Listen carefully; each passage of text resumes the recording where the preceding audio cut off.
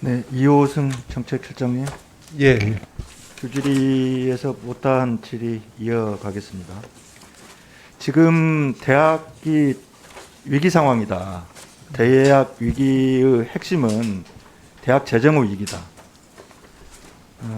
국립보다 사립이 어렵고 수도권보다 지방이 어렵고 일반대보다 전문대가 어렵다. 이런 것은 실장님도 잘 아실 거라고 생각이 들어집니다.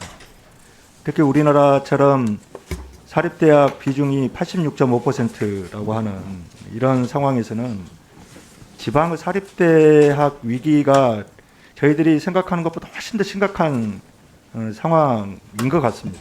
그래서 제가 지난 10년 동안 지방 사립대학 재정 현황을 한번 살펴봤습니다. PPT 한번 보시겠습니다. 띄워주시겠어요? 2015년 대비 2020년 지방대학 교비 회계 수입 총액 무려 5천억 원 넘게 감소했습니다.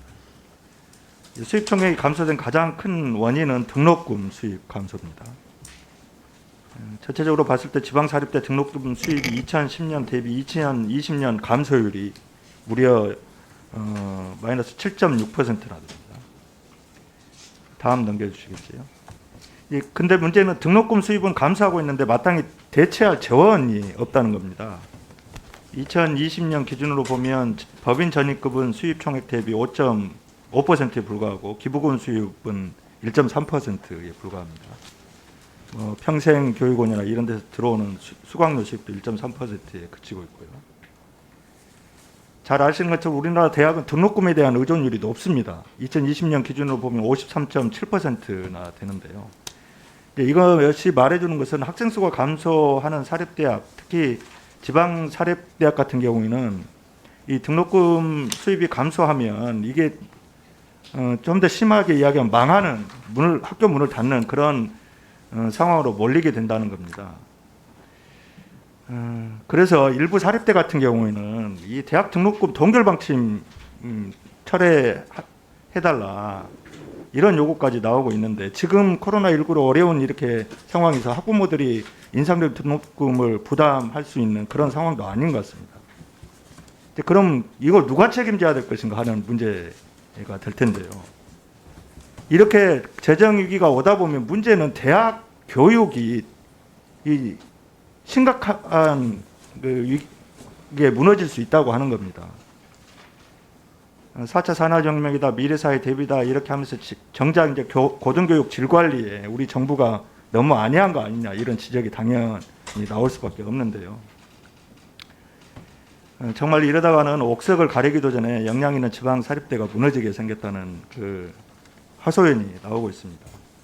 잘 아시는 것처럼 그 지역 공동체에서는 지방 대학이 차지하는 그 역할이 대단히 큽니다.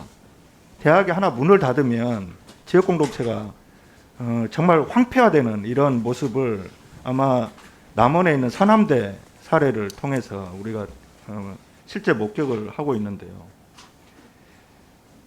그런 차원에서 오늘 그 두 가지를 하나 말씀을 드리고 싶은데 일단 당장에는 올해 그 3기 대학 역량 평가해서 일반 재정 지원 대학 선정을 했는데 쉬운 2개 대학이 그 미선정됐습니다.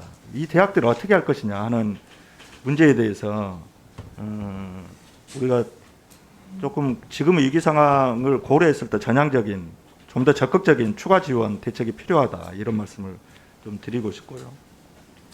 두 번째로는 고등교육 재정에 대한 국가의 책임성을 강화하는 것이 필요합니다. 지금 당장 보면 GDP 대비 정부 고등교육 지원은 0.6%에 불과해서 OECD 평균 1%에 비해서 턱없이 낮은 수준인데요. 세계적으로 보면 미국 같은 경우도 바이든 행정부에서 이후 4차 산업혁명 시대에는 고급 인력 그 필요성이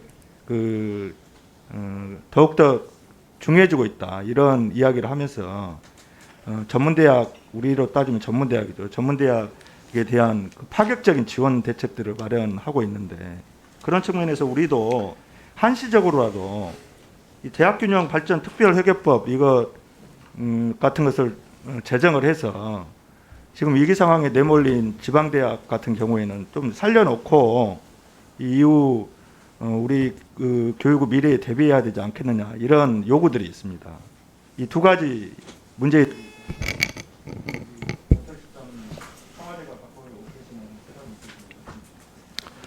네, 먼저 이제 수도권 집중의 문제하고 지역 균형 발전의 차원에서 이제 지방 혹은 그 대학이 가지고 있는 그 중요성에 대해서 인식을 같이 합니다. 특히 이제 사립대와 전문대 문제가 심각하다는 걸 알고 있고요. 대학이 없어지면 이제 지역 공동체 혹은 지역이 소멸하는 쪽으로 같이 이제 악순환을 형성하게 된다는 그런 지적도 듣고 있습니다. 먼저 금년에 발표한 대학 기본 역량 진단의 미선정 대학을 어떻게 할 것이냐 하는 부분을 고민을 하고 있는데, 교육부가 별도 협의체를 구성을 해서 지원 가능한 방안을 찾아보는 과정에 있고요. 의원님께서 이제 제안해 주셨듯이 고등교육의 재원 확보를 별도로, 그러니까 이를테면 뭐 특별회계 같은 방식으로 할 수 있는 방안은 없는지에 대한 부분도 검토해 보겠습니다.